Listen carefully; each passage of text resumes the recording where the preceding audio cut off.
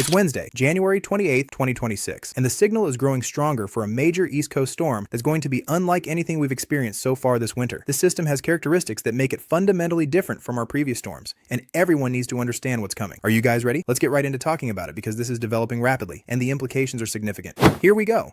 Here's that big day for winter storms outlook, which covers an area from Myrtle Beach, South Carolina, up to Charlotte, up to Beckley, West Virginia, all the way through the I-95 corridor between Washington, Baltimore, Philadelphia, New York, up to Providence. Boston, you're not covered here yet, but you'll be in the Day 5 outlook. This is also covering an area from Raleigh to Virginia Beach to Richmond, which is actually the highest confidence area right now. I would actually maybe upgrade this spot to a 30% probability in the next outlook. We've got a potentially major snowmaker on the way. Here's what we're looking at for Sunday into Monday on the Day 5 outlook. We're still highlighting an area along the coast, but this time we're including Boston, most of the state of New Hampshire, and all of Maine. You can see there is a 30% area positioned in Nova Scotia that might expand down to the west as we go forward. The coverage area is expanding, which tells us this system is gaining strength in the forecast models. All right, let's talk about this setup because it's fascinating from a meteorological standpoint. First of all, we are going to continue to have cold air locked in place from the northern plains down into the Ohio Valley, through the Great Lakes, and into the Northeast. This is why the storm is going to be able to exist. We have an enormous reservoir of cold air already in place. Additionally, over the next few days, we're going to have somewhat of an atmospheric river developing in the Pacific Northwest. So it's not just the East Coast where we have weather happening. Washington and Oregon are going to have a moderate atmospheric river situation taking place. Let me show you the two pieces of energy that are linking together to create this system. You can see this clipper very faintly coming across the Great Lakes down into St. Louis on Friday around 4 a.m. We might have some flurries in St. Louis down to Jonesboro, Arkansas, and we might have some thunderstorms over the Gulf. Then all that energy is going to link together and start bringing the cold air very far south. That 540 line, which represents the snow rain boundary, goes past New Orleans on Saturday at 7 a.m. We could have snow breaking out all the way back beyond Nashville over to the Mississippi River. Again, it'll be light snow initially, but the heavy snow is going to start breaking out in the North Carolina area potentially around 7 a.m. on Saturday. Notice how everything just explodes as our low pressure center could potentially drop 24 millibars in 24 hours, making it a bomb cyclone. A lot of people are saying that's a hype phrase, and it kind of is, but it's absolutely real. It's an actual scientific term. A cyclone that undergoes bombogenesis is a bomb cyclone. I don't make up the terminology. This is legitimate meteorological science. As you can see here, we could potentially have a 978 millibar low pressure center on February 1st around 7 a.m. The lower that pressure gets, the more intense the snow is going to be on the backside, and the stronger the winds are going to be. We're going to be talking about an actual blizzard for whoever gets positioned right next to that low pressure center. If this ends up hugging the coast any closer, we could be talking about a real coastal blizzard scenario. But notice how on the latest GFS, the low actually doesn't hug the coast that much. It dumps a tremendous amount of snow in North Carolina and Virginia, and southern portions of Maryland and Delaware. Then it does a glancing blow to the rest of the Northeast. Maybe there's some significant snow in Cape Cod and up towards Nova Scotia, but for the most part, this represents a glancing blow to the major Northeast cities. Now let's take a look at the European model, which is my favorite model for winter storms during this time range. You can see that the piece of energy coming from the north on the Euro is less amplified. We don't have precipitation making it as far back initially. It doesn't start off as heavily in North Carolina, but the storm pretty much does the same thing in the same area.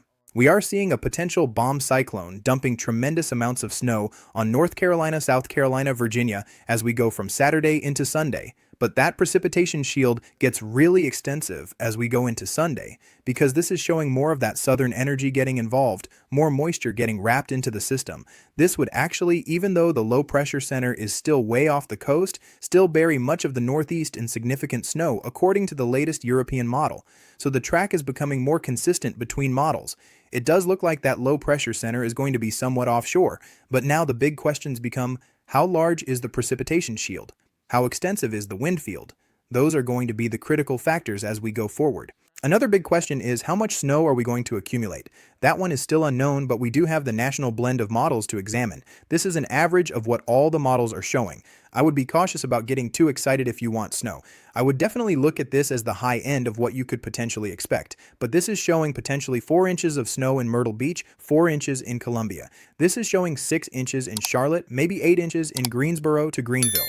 Raleigh's getting 8 inches. We're getting absolutely buried over in Kill Devil Hills with 10 inches of snow according to this forecast. That's 9 inches in Virginia Beach. Even back in eastern Kentucky, on the northwestern side of the Appalachian Mountains, we could be talking about 3 or 4 inches in Charleston up to Elkins. How about Richmond with 10 inches of snow?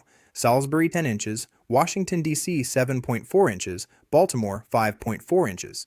You can see that the NBM does show much of that snow falling over the ocean to the south and east of New Jersey and New York City, but it is showing potentially 6 inches in Philadelphia, 4 or 5 in New York, and then maybe 10 inches in Boston.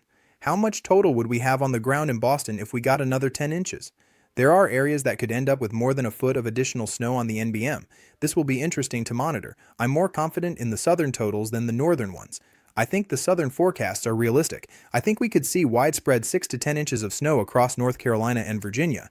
But as we start talking about the more coastal areas, that's where I think it could go either way. We'll have to examine the models tomorrow to get more confidence. One thing I'm very confident about is how brutally cold it's going to get. If you think it's cold right now, I have bad news. A second reinforcing shot of cold air is loading up and it's going to drop the hammer this weekend. Another one of those big, anomalously strong high-pressure systems is going to dig down from Canada and push the freezing line all the way deep into Florida. We talked about Miami maybe getting near freezing at some point. Now there's going to be significant wind with this system as well. It's very possible that much of Florida experiences wind chills below freezing, maybe even in the single digits. Up in northern Florida, there are locations that might have a wind chill of 8 or 9 degrees. Miami might experience a wind chill of 32 degrees, which is absolutely incredible.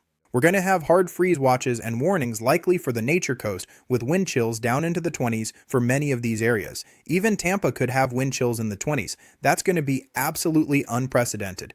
This is pipe-bursting weather in the Deep South. It's not just Florida either. It's also Arkansas, Louisiana, Texas, Tennessee, and Kentucky. Many of these places that haven't seen temperatures above freezing in quite a while, well, relief is not coming anytime soon.